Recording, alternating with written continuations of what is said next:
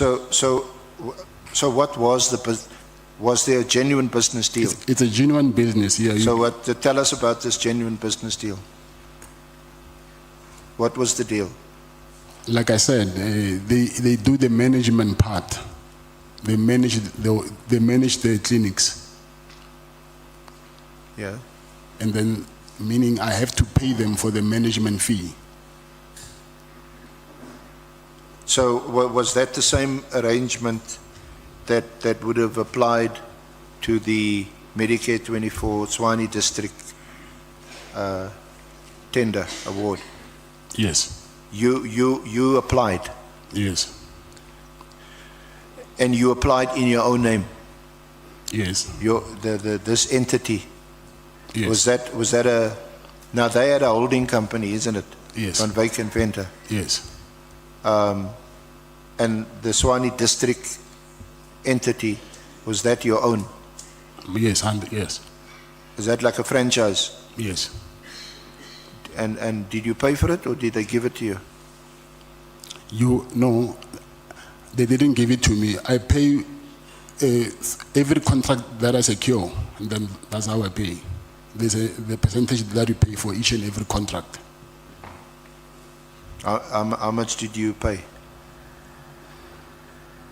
I think for the last contract, the thing is, regarding this SAPS contract, I do not want to get deeper into that thing because there's an ongoing investigation about that.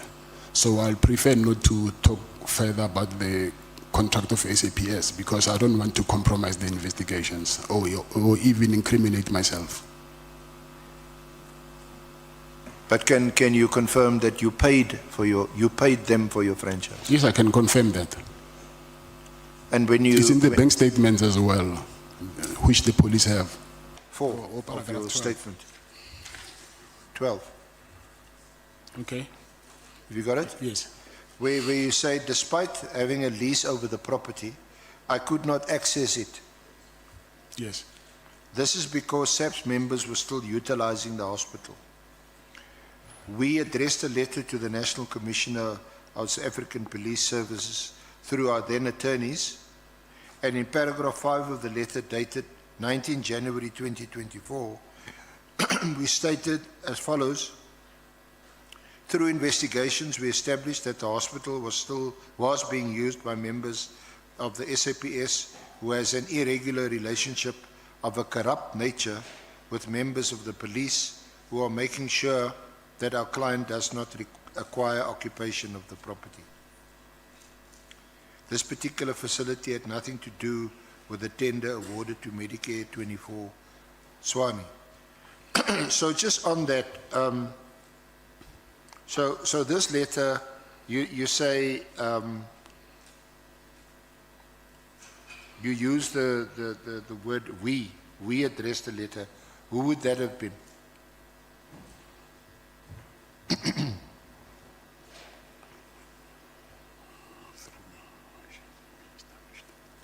I'm saying we as a company. As the company? Yes. Yeah, okay. So which entity? Medicare 24 Tshwane. Medicare 24 Tshwane, okay. Yes. And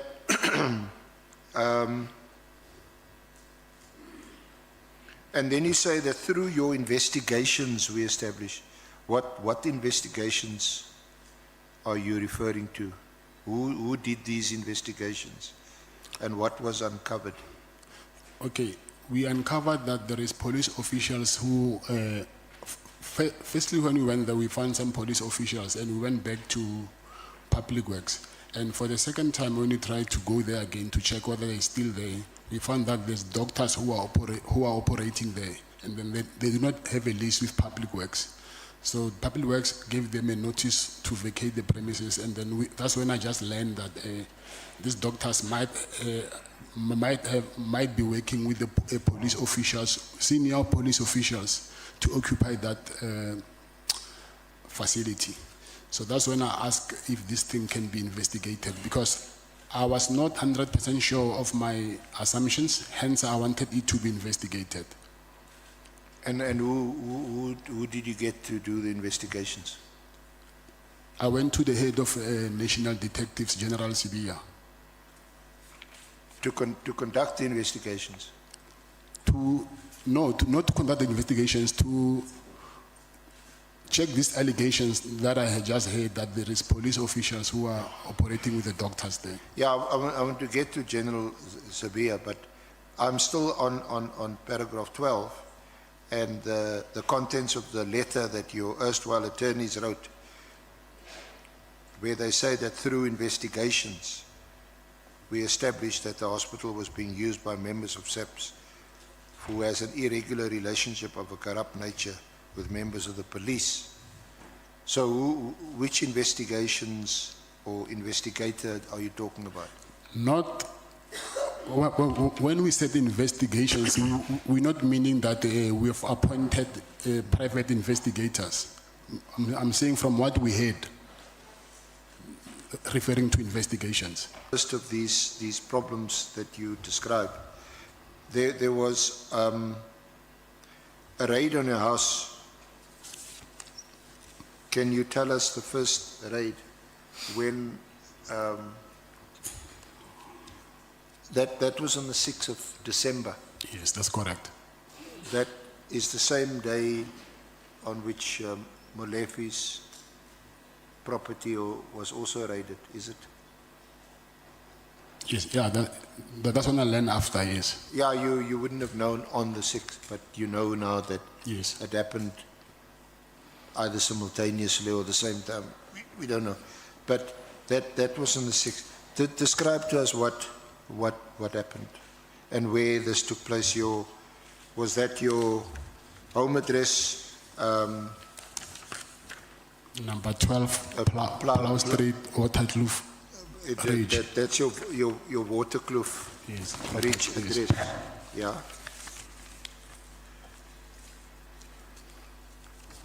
Yeah. So just describe to us what happened. What did you experience? Okay, I think it was around between 4 and 5 in the afternoon. So I was sitting I was in the main bedroom with my wife, and then we just heard a kid screaming in the house. So I wanted to go to check what is happening, and I saw some guys wearing balaclavas, holding assault rifles, approaching towards the main bedroom where I was with my wife. And then when they got into the house, they said, inside the main bedroom, they said we must lie down. Myself, I must lie down on the floor. And while I was lying down, I saw also the kids, they made the kids also to lie down and push their hands behind their head. And then they started asking me questions that how many people are in the house, and I explained people who are in the house, and they asked me if they found someone beside the people that I just mentioned. I said no, it's only these people that I know. And then some of them, they were busy searching, I assume, and then they came back and then they said okay. They took my cell phones, and then they took my cell phones, and then they start asking me questions. They're saying to me, where is Jerry? I said, I don't know also, I just heard that he's been kidnapped. And then they said also... Did they tell you that was the reason why they were there? They were searching or looking for Jerry? Yes, they mentioned Jerry, yes. And then after that, they start asking me about police. Who do I know in the police force? And I said to them, I know quite a lot of police because I've got a contract with these people. So I've got most of their contact details because we had to call them to arrange to do medical assessment. And then they said, do you specifically know General Sibia? And then I said, yes, I know him because I met him.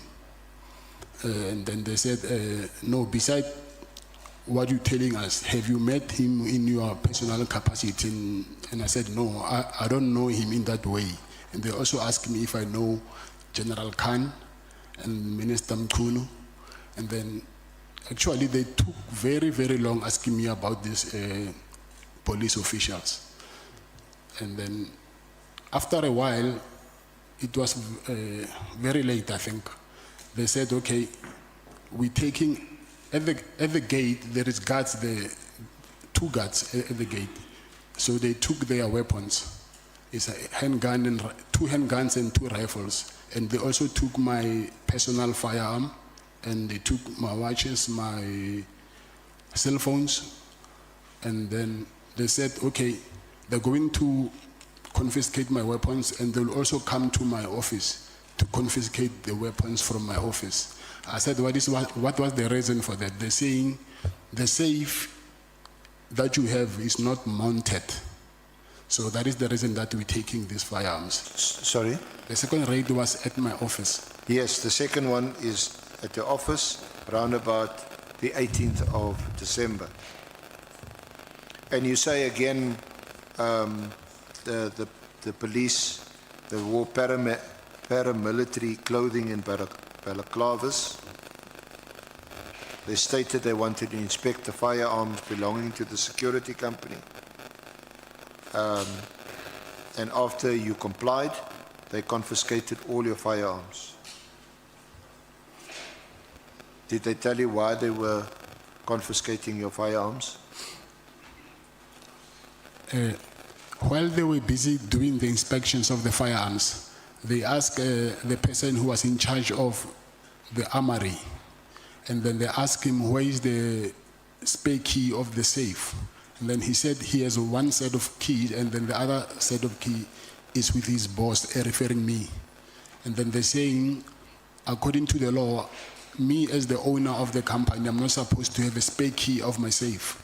So I'm supposed to return the key. And by then, I was not at the office, I was in the meeting. So they called me, and they said I must bring the spare key of the safe. Then I sent my driver to go and give them the spare keys. So while, okay, he gave them the spare keys, and then I think they took all the firearms, they left, and then the same night, they came back to the house, but I was not at home. So they wanted to arrest me for having a spare key of the safe.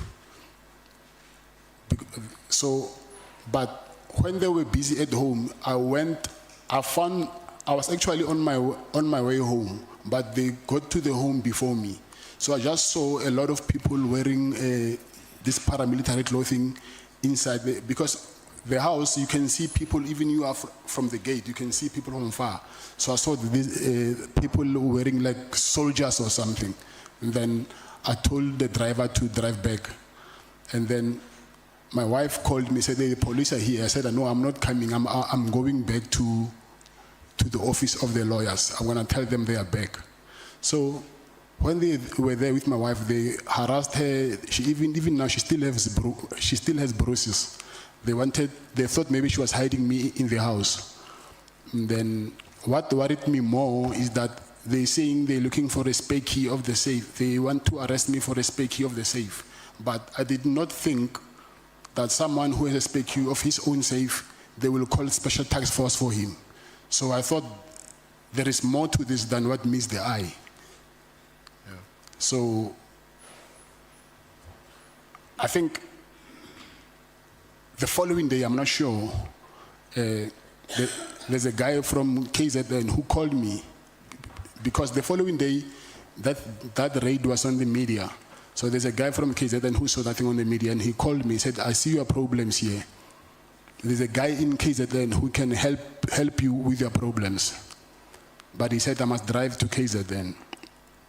Then that's what. So, when do you meet him and where do you meet him? I met him on the 23rd of December. It was in Durban at the Beverly Hills Hotel. Okay. Is that the first time you meet him? Mr. Bheki Cele? Yeah. Yes. You didn't know him before then, other than being previous Minister of Police? No, I just knew him as being the previous police minister. Yeah. Okay.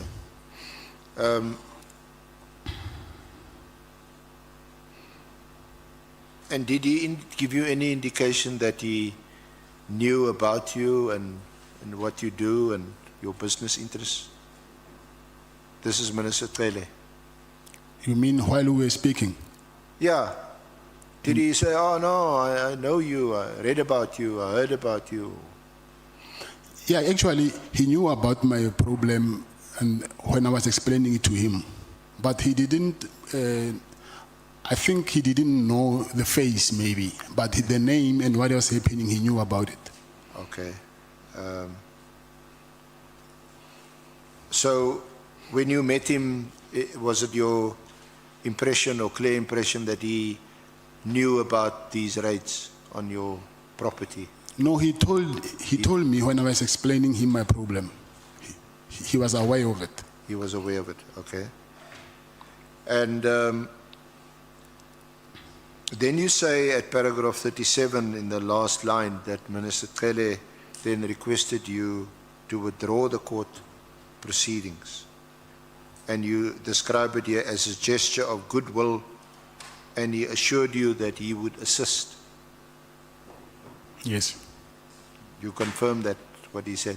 Yes, he said to me, before he will talk to his people to stop harassing me, I must withdraw this court interdict. And then it was the night before the matter was supposed to sit in court. And then I called my then lawyer. I gave him those instructions that he must just cancel everything. And then I've canceled everything. And then he took a phone in front of me. And then he said to me that he's calling Lieutenant General Kumalo. And then he called him while I was with him. And then he told him that, listen, this guy, he just got between a Zulu, but he's not a threat to us in any way whatsoever. But obviously, I couldn't hear on the other end what Mr. Kumalo was saying to him. But after the call, he said to me, it's okay, when you go back to Pretoria, you can go to the police station and fetch your firearms. And indeed, when I went back to Pretoria, I went to the police station and they gave back my firearms. 100,000 don't pay. Did you ever pay for that January 8? Yes, I did. How much? I'll say between 150 and 200. I'm not quite sure about it. Did you pay the money to the account given by Mkhotsi? Yes, there's also proof of payment for that. Okay. Ngoni, is there anybody who wants to speak to this matter? Okay. Honorable Nomvalo, Honorable Skosana, Honorable Sangoni, Honorable Nwango. Yeah, so when you paid this 150,000, was it upon request from Mr. Brown Mkhotsi? I mean, Yeah. so he requested. Yes, but I didn't pay 150 once. It was accommodation, flights. So did he what he wanted the money for? Did he say that, can you give us this assistance for this activity? Yes, he said that. He said for January 8. Yes. Did he mention who was also to benefit from that amount? Yes, he said the minister. So he was asking the money on behalf of the minister. That is how he requested for it. According to him, yes. According to him. Yes. Him and the minister, or the minister only? Say that again? Him and the minister, according to his request, was it for him and the minister or for the minister only? No, it was, from what I understand, the minister sent him to go and ask for donations there and there. Okay. And then I was one of them. Okay. And then he asked me that money so I can donate for them for this January 8th thing of theirs. So I don't know who was going to benefit there. So you just send the money, you don't know how it was spent and on what? You don't know. You just sent it. Okay, the flight, I paid them directly. I knew this is what the flights, because he sent me the ID numbers. Okay. So I have them on my WhatsApp chats So which ID numbers did he send? For who? for different people. For different I people. think maybe 10 or I don't remember how many people. The ID number also has, I assume, when you book for a person, you use an ID number and full names. He sent me copies of IDs. Okay. So was an ID of the minister part of those copies? No. It wasn't? No. Okay, thank you, Chair. General Cele said you called him, you met him, told him Mokhodzi told you that Mkhunu wants to be a president, and therefore they need you to finance the campaign of Mkhunu. And they told you not to work with Cele and make sure you close Cele out and Zuma out. Don't tell them these issues. And from there, you need to keep on giving him information, because when we asked him, why do you keep Matlala close to you? He said, no, I kept him close because he was bringing information from Mkhunu to my side. So I can't let him go because he's giving me information. He said that under oath. And now you are saying he's the one who came with the information, the opposite of what he told us.